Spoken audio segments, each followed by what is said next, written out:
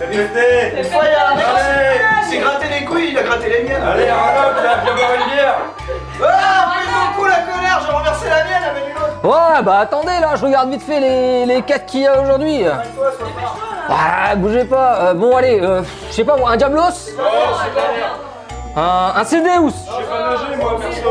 Amène une femme, un truc qui se mange, qui se boit, je sais pas. Oh Voilà. putain, les gars, on a une note de la guilde. Il nous parle de qu'on devait faire l'émission d'Aduna Accord TV. On les emmerde, la flemme. Oh la flemme, moi. Bon, allez, vas-y, on prend la bière, c'est parti.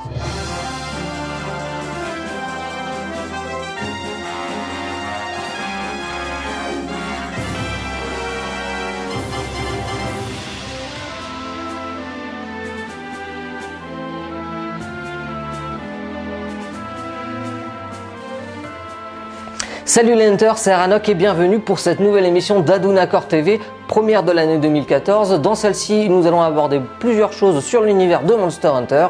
J'espère que celle-ci va vous plaire et je vous laisse tout de suite suivre le sommaire avec Marie-Ange. Salut les hunters, c'est Marie-Ange. Au sommaire ce mois-ci, Robert vous présentera l'actu. Puis nous suivrons le conseil du mois proposé par le professeur Féline. Un speedrun vous sera proposé par la Dream Channel. Et pour finir, il y aura un reportage sur le 27 février à Paris, avec bien sûr une interview de Ryozo Tsujimoto, le producteur de la série Monster Hunter. Bon visionnage les hunters et à très bientôt.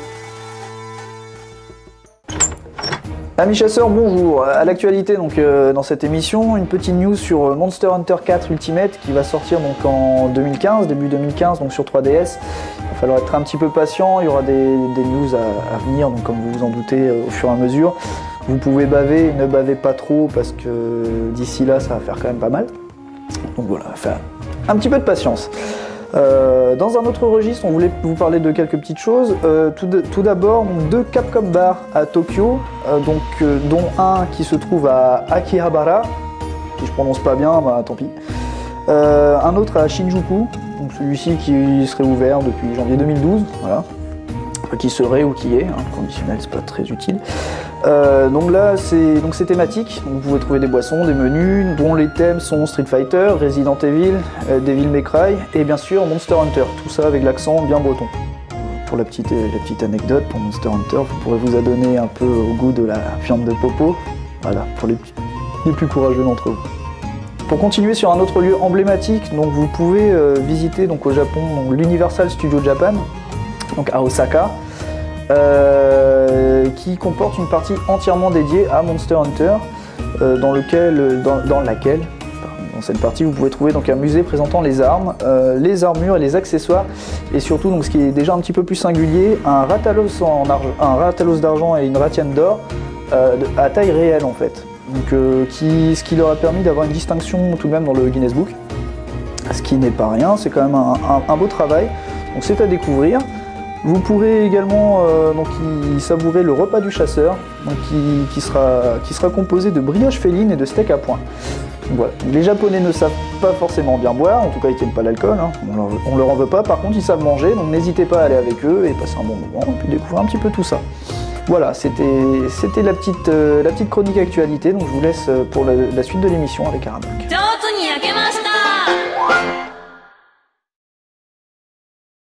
Alors pour la suite de l'émission, je vous propose de suivre le conseil du mois proposé par le professeur Féline. Ce mois-ci, dans le conseil du mois, nous allons traiter des dégâts fixes. Les dégâts fixes, ce sont des dommages qui n'affectent ni les hit zones physiques, ni les hit zones élémentaires des monstres. Voici en détail la liste des dégâts fixes. La pierre ou les marqueurs infligent 1 point de dégâts. Le coup de pied ou l'émote boxé inflige 2 points de dégâts. Le boomerang quant à lui 8 points de dégâts. Le couteau de lancer 20 points. Les autres couteaux, eux, infligent 5 points plus 50 points de leur statut respectif. Les petites bombes barils infligent 20 points et les petites bombes barils plus 30 points. Les grandes bombes barils infligent 80 points et les grandes bombes barils plus 150 points. Les bombes rebonds infligent 20 points et les bombes rebonds plus 30 points. Les bombes anti-dragon infligent 40 points et se posent uniquement sur un monstre. Et les rochers explosifs ou les paratonnerres de Monster Hunter Freedom 2 ou Unite infligent 80 points de dégâts. Les munitions balistes infligent 2 slaves de 40 points et les munitions dragon 170 points. Les pieux anti-dragon infligent 250 points multipliés par le nombre de rotations, donc plus les pieux s'enfoncent profondément dans le monstre, plus il subit de dégâts. La poisse inflige des dégâts uniquement lors des explosions, à savoir 100 points sur les monstres de petite taille ou utilisant la poisse, 200 points sur les monstres de taille moyenne, 300 points sur les monstres de grande taille et 500 points sur les monstres géants. Les dégâts fixes fonctionnent aussi avec par exemple Boxer Féline qui booste la puissance de l'émote boxer, Kickboxer Féline augmente la puissance des coups de pied et Bombardier Féline augmente la puissance des bombes de 30%. Il faut savoir qu'un monstre endormi prendra 3 fois plus de dommages avec une bombe alors que les dégâts occasionnés par une arme seront multipliés que par 2. Un monstre paralysé prendra des dommages dégressifs selon la difficulté de la quête, c'est-à-dire les quêtes de bas rang plus 10%, haut rang plus 5% et rangée 2,5%. Avec le talent d'armure artilleur novice, vous avez un boost de 10% sur les munitions, balistes, canons, explosives, lance-flingues et sur l'épieu dragon. Et avec le talent artilleur expert, vous avez un boost de 20% sur les munitions balistes, dragons, lance-flingues et anti-dragon, sauf les munitions explosives qui sont boostées de 30%. Et pour finir, voici les exceptions. Les bombes Felvin n'infligent aucun dommage. Et la poisse n'est pas boostée par le talent bombardier et pyrophéline. Seul son statut est concerné, les explosions seront donc plus fréquentes.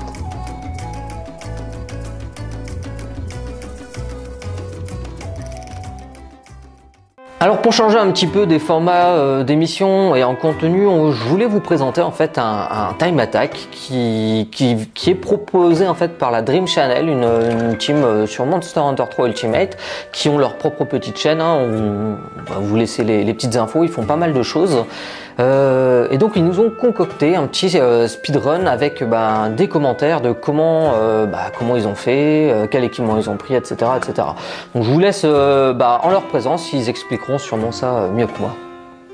Eh bien salut tout le monde, c'est Agito. Et Zolaire, tous deux faisant partie de la chaîne YouTube Dream Channel. Donc suite à la demande de Haranok, moi et mon collègue sommes donc ici pour vous présenter les rudiments d'un speedrun. Pour cela, nous avons sélectionné la quête rendez-vous au clair de lune, réunissant la ration dorée et le Rathalos argent. Moi la fusée arbalète archipel du dieu, la technique est simple. Je ne vais servir qu'à stat et à stun. Contrairement à Zolaerx et Artemis, équipés des doubles épées Brachydios, à causer les principaux dommages. Avant de se lancer en quête, parlons des talents repas qui nous seront utiles. Agito lui a favorisé le talent Boxer Féline, permettant de stun plus rapidement les monstres. Quant à nous, jouant avec le talent Adrénaline, Chaperon Malheur serait le plus approprié pour passer le seuil de vie sous les 40%. Chaperon Malheur ayant fonctionné, la quête peut dès maintenant commencer. Tout d'abord, nous nous plaçons à cet endroit pour y placer une petite bombe. Alors, pourquoi nous nous plaçons ici avec une bombe au lieu de rentrer directement sur la map? Pour l'unique raison qu'elle me servira personnellement à recharger toutes mes munitions, mais aussi à aider les autres à prendre leur jus d'énergie, permettant de leur attribuer un stamina illimité, tout en nous faisant changer de map ensemble. En gros, on cancelle nos actions. Arrivé sur la map, j'utilise une bombe fumée permettant à la ration de ne pas nous repérer et ainsi se concentrer seulement sur le Rathalos. En attendant, Agito s'occupe d'endormir le Rathalos. Avec son talent statut plus 2, 3 munitions sommeil niveau 2 suffiront à l'endormir. Mais ce n'est pas tout. Il profite aussi de son endormissement pour tirer une munition para niveau 2 qui permettra après de paralyser le monstre. 4 munitions sont nécessaires à sa paralysie. Et je rappelle que l'archipel des dieux avec le talent munitions plus que Agito a ne peut recharger que 3 munitions. Il a donc prévu la dernière munition avant. Maintenant que le Rathalos est endormi, nous allons y placer des grandes bombes baril plus qui causeront des dommages importants. Notre run est loin d'être parfaite, comme on peut le voir avec Artemis qui fait l'explosion des bombes. Mais un speedrun est aussi avant tout une réaction collective. M'étant aperçu de cela, j'ai dû moi-même activer les bombes avec une munition démon. Mais entre autres, en activant les bombes à l'aide de cette munition, j'aurais par la même occasion touché mes alliés pour leur conférer un bonus d'attaque. C'est alors là que nous, armés de nos DS, entrons principalement en jeu. C'est simple, il nous suffit juste de taper, et pas non plus de taper n'importe où, puisque sa faiblesse se trouve principalement vers ses pattes. Pour ma part, j'attends bien le dernier moment pour le paralyser, histoire qu'ils ajoutent quelques dégâts en plus avant de passer à la para. Ceci étant fait, j'attends pratiquement la fin du para pour tirer mes munitions Explo niveau 3 qui permettront à stun le monstre. C'est alors là que je profite du stun pour recharger toutes mes munitions, ce qui me permettra d'être déjà opérationnel pour la ration. Et pour finir, je pose ma pièce choc ainsi que mes bombes tranquillisantes pour enfin le capturer. Le Rathalos enfin fini, nous pouvons passer à la ration. Rien de très compliqué puisque la technique abordée au Rathalos est la même sur la ration, mis à part une chose. Il lui faudra une muni Explo niveau 3 en plus à tirer pour la stun.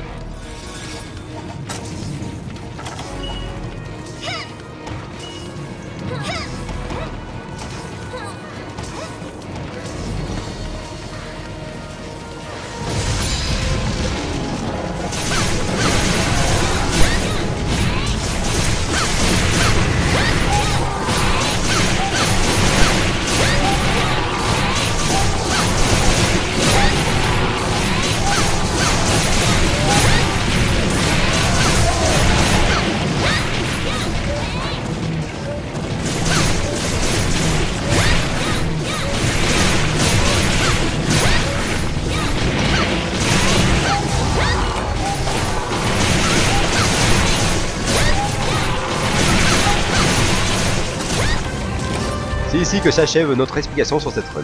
Nous espérons donc avoir été assez précis sur la technique abordée. Il faut savoir qu'il existe différentes stratégies, et ceci ne peut pas se faire sans entraînement.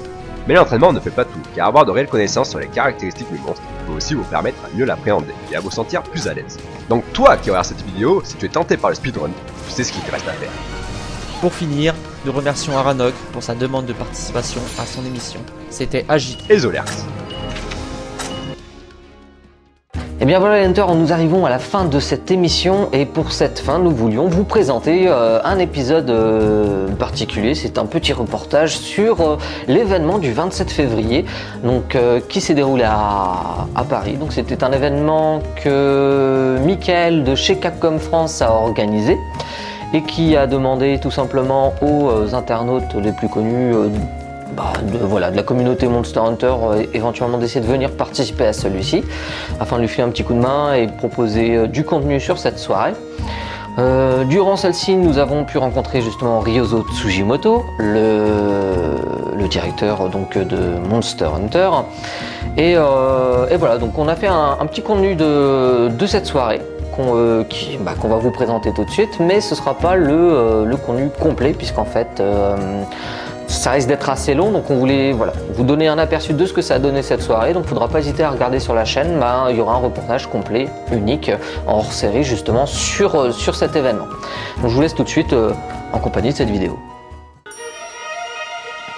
Après l'installation des décors dans le Madmaker Pub et la mise en place pour accueillir les chasseurs venus nombreux à cet événement, le bar a donc ouvert ses portes à 17 h. Les chasseurs se sont vus offrir un t-shirt Monster Hunter ainsi qu'un coupon pour une consommation gratuite.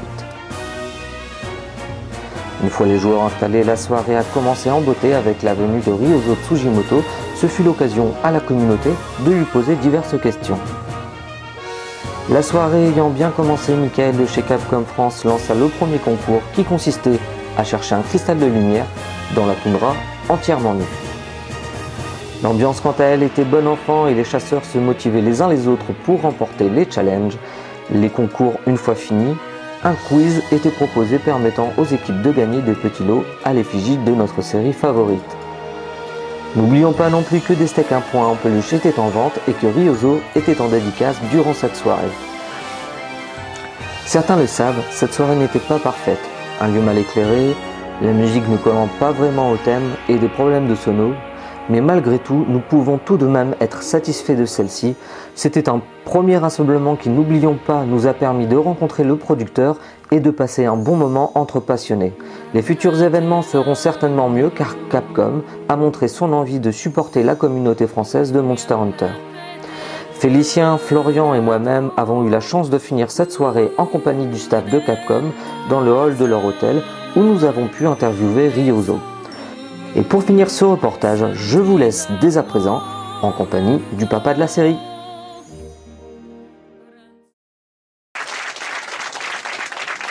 Et donc, sans plus attendre, je sais que vous l'attendez tous avec impatience. Merci d'applaudir un tonnerre d'applaudissements pour Tsujimoto Ryozo-san.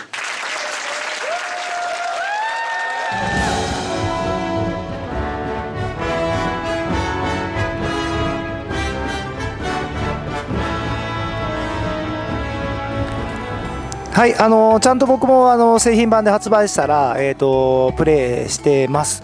本当にしてるのかと思うと思うんで、日本版ですけど、今僕のモンスターハンター4のプレイ状況、ギルドカードをお見せします。これ今ね、装備はクシャルの装備で今揃えていて、ここに書いてるのが、集会所下位上位ギルドクエスト、これの回数やってますというところで、よいしょ、はい、ハンマーばっかり使ってます。でからこちらプレイ時間、こちらも今、プレイタイム334時間プレイしてます。はい、まだまだプレイします。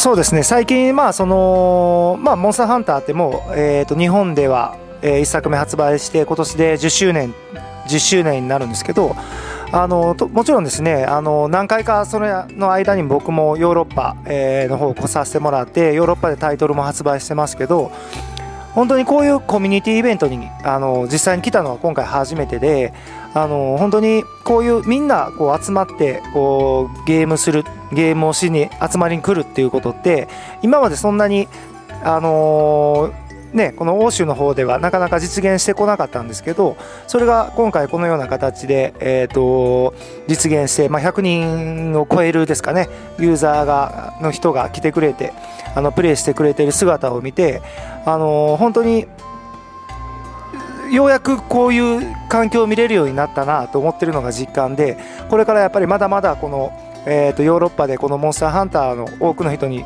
プレイしていただけるっていうところの可能性を本当に秘めているような、今回のコミュニティのイベントだったと思います。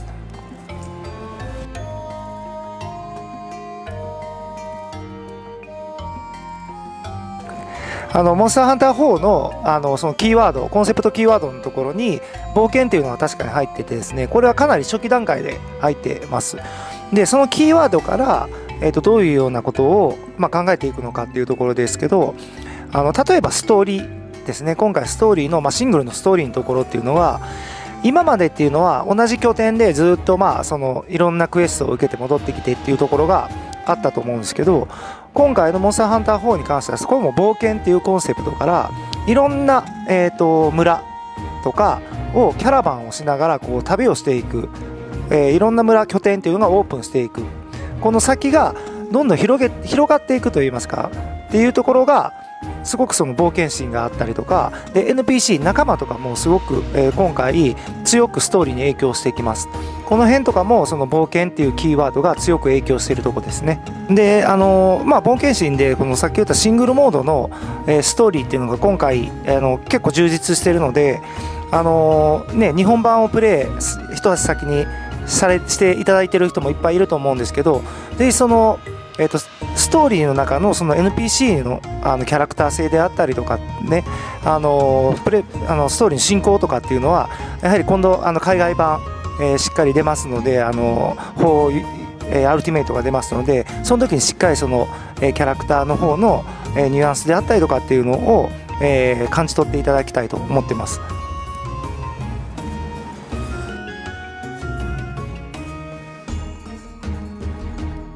はい、まず総中魂っていう武器があって、これ一つ、まず武器の説明をすると、総中魂っていう、魂の部分っていうのがこの棒ですね。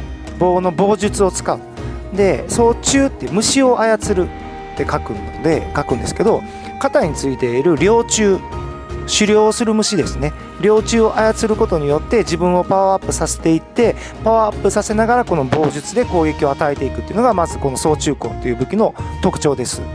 でそれの生まれた経緯っていうのが、その総中魂チャージアックスが入るまでは武器の種類っていうのは12種類あったんですけど、もう大体のいわゆるスタンダードな武器、例えばパワー型、スピード型とかっていうのがもう大体揃ってきてるんですね。で次に、どういうような武器が入るかっていうと、それとはまた違った遊びがある武器、今までの12種類とは違う遊びのある武器っていうのをどうしても入れないといけないですし、それがその武器の特徴になります。で実はこの虫を操る武器っていうのは昔から実はネタ的にはあったんですけど、毎回やっぱりそのゲームにするのが難しくて入れきれなかったものなんですけど、今回はちょっとやっぱりちゃんと入れてみようというところで、この虫を操って自分をパワーアップするっていうところを、どういうような、ネタになるのか。でさらにこの今回高低差のあるジャンプっていうのも入ってきてますので、それもこの総中根と相性が良かったので、入れたというのが経緯になります。次に、チャージアックスっていう武器があるんですけど、これは実は一番最後本当に終盤まで入るかどうかっていうのが100% 決まってなかった、実は武器でして、まず総中根は入れるのは決定してたんですけど、総中根ちょっとやっぱりテクニカルといいますか、ちょっと一風変わった武器でが入って、やっぱりそのストレートな武器、ストレートにかっこよくて、ストレートでその立ち回りができるような武器っていうのはやっぱり入れたいっていう感覚はあったんですね。でそのところと次にキーワードとして出てきたのがスラッシュアックスがその前に入ってますけど、スラッシュアックスの特徴は変形です。で結構これはそう日本とかの感覚で結構あるんですけど、アニメとかなんでもその合体とか変形っていうのが好きなんですね。で変形っていうのを使ったら次はやっぱり合体というネタを入れたいっていう気持ちがあって、このチャージアックスっていうのが生まれてきます。チャージアックスは採用するかどうかまだ決まってない時に、僕が東京ゲームショウでもう一つ武器があるって言ってスタッフにめっちゃ怒られたことがあります。Thank you.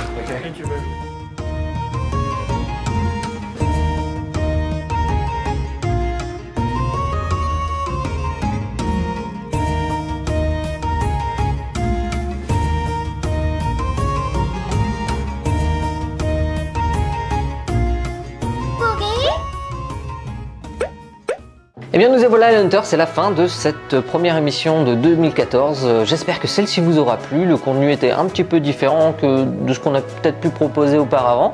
Donc voilà, j'espère que vous avez aimé. N'hésitez pas une fois de plus à laisser des commentaires, à partager la vidéo. Et voilà quoi, c'est cool. Allez, arrête de te faire du mal, ça prend un coup. Bon, allez, ok, j'y vais.